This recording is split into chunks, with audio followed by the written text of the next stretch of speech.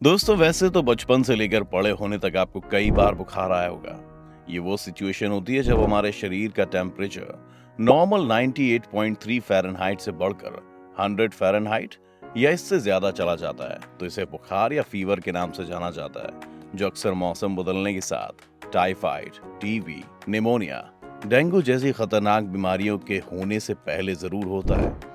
ये कुछ दिन बाद सही ट्रीटमेंट लेने पर खत्म हो जाता है, लेकिन कई बार ऐसा होता है जब ये ठीक नहीं होता है। तो ऐसी सिचुएशन में ज्यादातर डॉक्टर आपको ब्लड टेस्ट की सलाह देते हैं। अब सवाल आता है कि क्या ये बुखार आपकी सेहत के लिए अच्छा है या नहीं। आइए जानते हैं क्यों होता है बुखार।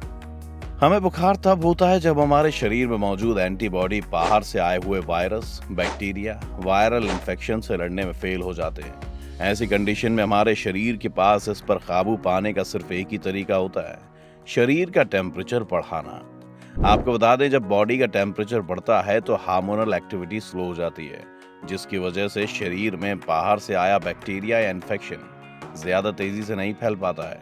वहीं हार्मोन्स के स्लो हो जाने की वजह से आपको कमजोरी महसूस हो सकती है। बुखार कितना तेज है, ये इन्फेक्शन और वायरस पर डिपेंड करता है। अगर इसकी क्वांटिटी बॉडी के अंदर कम है तो बुखार कम होगा, लेकिन अगर वहीं ये ज्यादा है तो शरीर का टेम्परेचर 100 से लेकर 102 या कभी कभी इससे भी ज्यादा हो सकता है। वैसे हमारी बॉडी का टेम्परेचर बढ़ाने के लिए हमारा दिमाग जिम्मेदार होता है। आइए जानते हैं कैसे। इस पूरे प्रोसेस में हमारे दिमाग का एक हिस्सा ये सभी काम करने के लिए कमांड देता है, जिसे हाइपोथैलेमस के नाम से जाना जाता है। यही डिसाइड करता है कि कब कब हमारे शरीर के तापमान को बढ़ाना है और कब कम करना है। वहीं हाइपोथैलेमस को एक्टिव करने की जिम्मेदारी शरीर में मौजूद बायोकेमिकल्स की होती है, जिसे पायरोजन के नाम से जाना जाता है। हमारे शरीर में मौजूद किसी भी तरह की गड़बड़ी जब इम्यून सिस्टम को पता चलती है तो ये ब्लड में मौजूद पायरोजन के जरिए हाइपोथैलेमस को मैसेज भेजता है, जिससे हमारा दिमाग तुरंत शरीर के टेम्परेचर को बढ़ा देता है और हमें बुखार जैसा महसूस होने लगता है। चलिए जानते हैं वो कौन सी बीमारियां हैं जिनकी शुरुआत बुखार के साथ होती है और इनका समय पर इलाज ना किया जाए तो मुश्किल हो सकती है। टाइफाइड एक ऐसी बहुत खतरनाक बीमारी है जो salmonella enterica serotype typhi bacteria के शरीर में फैलने से होता है। ये बैक्टीरिया ज्यादातर गंदे पानी और खाने के जरिए बॉडी के अंदर फैल जाता है। वहीं ये बैक्टीरिया इसलिए भी और ज्यादा खतरनाक हो जाता है क्योंकि ये पानी के साथ सूखी जगहों में भी हफ्तों तक जिंदा रह सकता है। इस बीमारी की शुरुआत बुखार के साथ होती है, जिसके बाद सिर दर्द, दस्त, जोड़ों में दर्द जैसे कई लक्षण दिखने लगते हैं। निमोनिया एक तरह का संक्रमण है जो बैक्टीरिया या फंगस की वजह से हो सकता है। ये बीमारी छोटे बच्चों और बूढ़ों में सबसे ज्यादा होती है। इसकी शुरुआत बुखार से हो सकती है। इसके बाद शरीर में मौजूद दोनों फेफड़ों में सूजन के साथ सांस लेने में भी तकलीफ होने लगती है। जब भी ऐसा होता है तो हमारे शरीर का इम्यूनिटी सिस्टम इस वायरस से तुरंत लड़ना शुरू कर देता है और बुखार आपको सतर्क करने का काम करता है। आपको बता दें कि निमोनिया में होने वाला ये बुखार 100 या कभी कभी उससे भी ज्यादा हो सकता है। वहीं बड़ों के मुकाबले बच्चों में होने वाला निमोनिया काफी खतरनाक होता है। ये बीमारी ज्यादातर बदलते मौसम में होती है। डेंगू हर बारिश के मौसम में होने वाली ऐसी बीमारी है जिससे हर साल हजारों लोगों की मौत हो जाती है।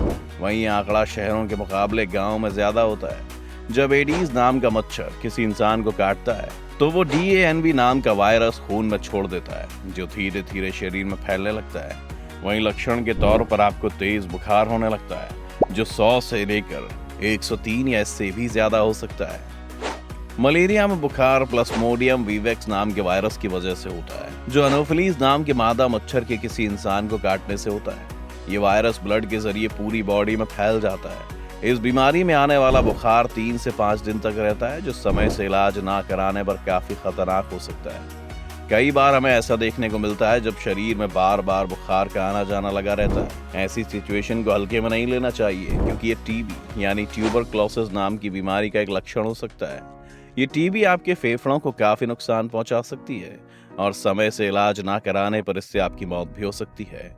टीबी एक संक्रामक रोग है, लिहाजा ये एक इंसान से दूसरे इंसान में फैल सकता है। इंसेफेलाइटिस को दिमागी बुखार के नाम से जाना जाता है, जो ज्यादातर 16 साल से कम के बच्चों को ही अपना शिकार बनाता है।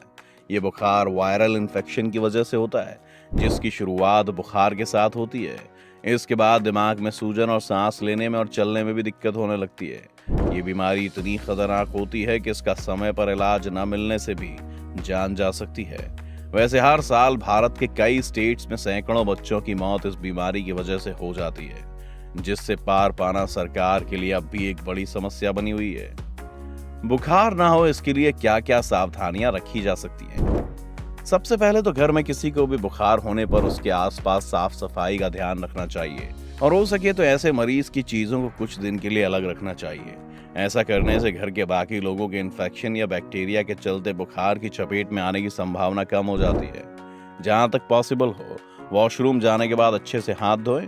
इसके साथ ही अगर आपके घर में जानवर है तो उनकी साफ सफाई का भी विशेष ध्यान रखना चाहिए। बता दें कि वैसे कोरोना के बाद से साफ सफाई का चलन काफी बढ़ गया है, लेकिन फिर भी घर से बाहर जाते समय आप हाथ साफ करने के लिए हैंड सैनिटाइजर का यूज कर सकते हैं। वहीं ऐसा देखने में आता है कि ज्यादातर संक्रमण आपके मुंह, नाक या आंख के जरिए शरीर में फैलता है, इसीलिए बिना हाथ धोए अपने हाथों को मुंह या नाक पर नहीं लगाना चाहिए। जो सबसे जरूरी बात है वो ये है कि जब भी किसी को जुकाम या खांसी हो तो मास्क या फिर रुमाल का यूज जरूर करना चाहिए। इससे वायरस के और लोगों में फैलने की प्रोबेबिलिटी काफी कम हो जाती है। बुखार होने पर किस तरह का खाना खाना चाहिए? किसी को भी बुखार होने पर ज्यादा तला भुना, कैफीन वाला, चिकनाई, मीठा, इसके साथ ही रेड मीट या डेयरी प्रोडक्ट को कम से कम खाना चाहिए, क्योंकि इस दौरान हमारे शरीर का डाइजेस्टिव सिस्टम भी स्लो हो जाता है और ऐसी सिचुएशन में उसे पचाने के लिए काफी मेहनत करनी पड़ती है। इसकी जगह दलिया और खिचड़ी जैसे आसानी से डाइजेस्ट होने वाली चीजें खानी चाहिए। तो दोस्तों, अगर आपको बुखार नहीं होगा तो आप इलाज मिलने से पहले ही अपनी जान गंवा देंगे। इसीलिए इस वीडियो को देखने के बाद आप समझ ही गए होंगे कि बुखार कोई बीमारी नहीं, उसका एक लक्षण है। वैसे आप बुखार होने पर किस तरह की सावधानी अपनाते हैं? चैनल को सब्सक्राइब कर दें और इस वीडियो को लाइक करने के बाद कमेंट करके जरूर बताएं। इसके साथ ही आप अगला वीडियो किस टॉपिक पर देखना चाहते हैं ये भी हमें बता सकते हैं।